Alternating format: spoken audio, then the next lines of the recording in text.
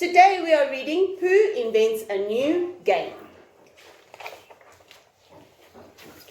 One day, Pooh was walking through the forest trying to make up a piece of poetry about fir cones.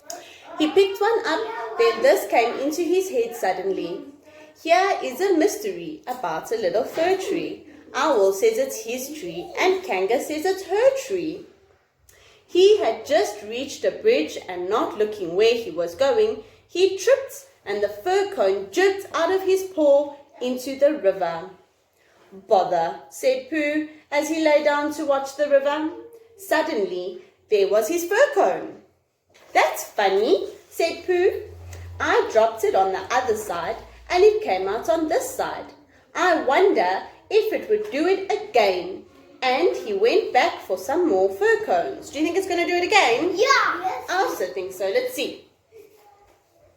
It did. It kept on doing it. Then he dropped one big one and one little one. And the big one came out first, which is what he had said it would do. The little one came out last, which is what he had said it would do. So he had won twice. And that was the beginning of a game called Pooh Sticks, that Pooh and his friends used to play with sticks instead of fir cones, because they were really much easier to mark. One day, Pooh and Piglet and Rabbit and Roo were playing Pooh Sticks. They had dropped their sticks in when Rabbit said go, then hurried to the other side of the bridge to see whose stick would come out first. I can see mine, cried Roo. Oh, no I can't. It's something else. Can you see yours, Pooh? No, said Pooh. I expect my stick is stuck, said Roo. That always takes longer than you think, said Rabbit. I can see yours, Piglet, said Pooh suddenly. It's coming over to my side. Piglet got very excited because his was the only one that had been seen. And that meant he was winning. Are you sure it's mine? He squeaked excitedly. Yes, because it's grey. Here it comes. A very big grey. Oh no, it isn't. It's Eeyore. And out floated Eeyore. Eeyore, what are you doing there? Said Rabbit.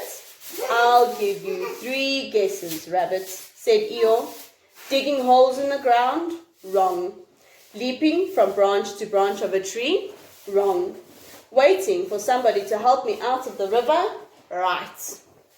But Eeyore, said Pooh, what can we, how shall we, do you think if we, yes, said Eeyore, one of those would be just the right thing. Thank you, Pooh. How do you think they're going to get him out?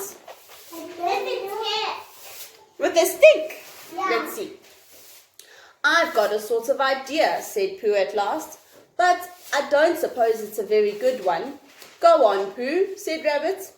Well, if we threw stones into the river, one on each side of Eeyore, the stones would make waves and the waves would wash into the other side. That sounds like a good plan, hey? Yeah. Let's see. Pooh got a big stone and leant over the bridge. I'm not throwing it, I'm dropping it, Eeyore, he explained. And then I can't miss. I can't hit you. Pooh dropped his stone. There was a loud splash and Eeyore disappeared. Uh-oh. It was an anxious moment for the watchers on the bridge. Then something grey showed for a moment by the riverbank. It slowly got bigger and bigger, and at last it was Eeyore. Coming out with a shout, they rushed off the bridge. Well done, Pooh, said Rabbit kindly. That was a good idea, whooshing Eeyore to the bank like that. Whooshing me, said Eeyore in surprise. Pooh dropped a large stone on me, and so as not to be struck heavily on the chest, I dived and swam to the bank. So, how did you fall in, Eeyore? Asked Rabbit. Somebody bounced me. I was just thinking by the side of the river when I received a large bounce, said Eeyore. But who did it? Asked Roo. I expect it was Tigger, said Piglet nervously. There was a loud noise behind them, and through the hedge came Tigger himself. "Hello, everybody," said Tigger cheerfully. Rabbit became very important suddenly.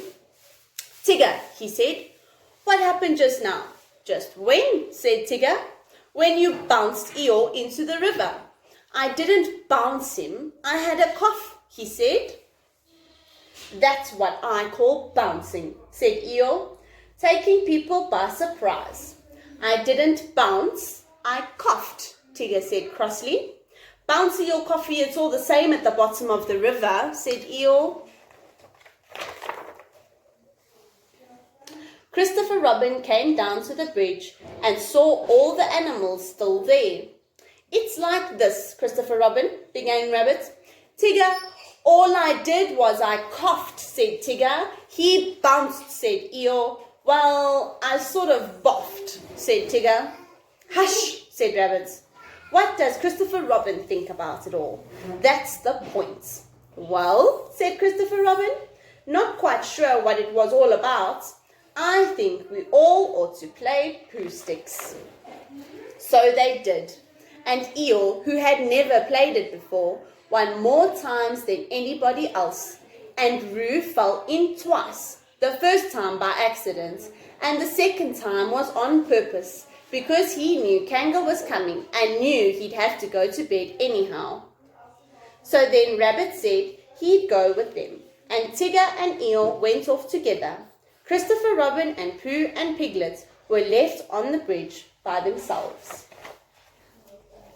For a long time they looked at the river beneath them, saying nothing, and the river said nothing too, for it felt very quiet and peaceful on the summer afternoon. "Tigger is all right, really," said Piglet lazily. "Of course he is," said Christopher Robin. "Everybody is, really," said Pooh. "That's what I think, but I don't suppose I'm right." "Of course you are," said Christopher Robin. The end.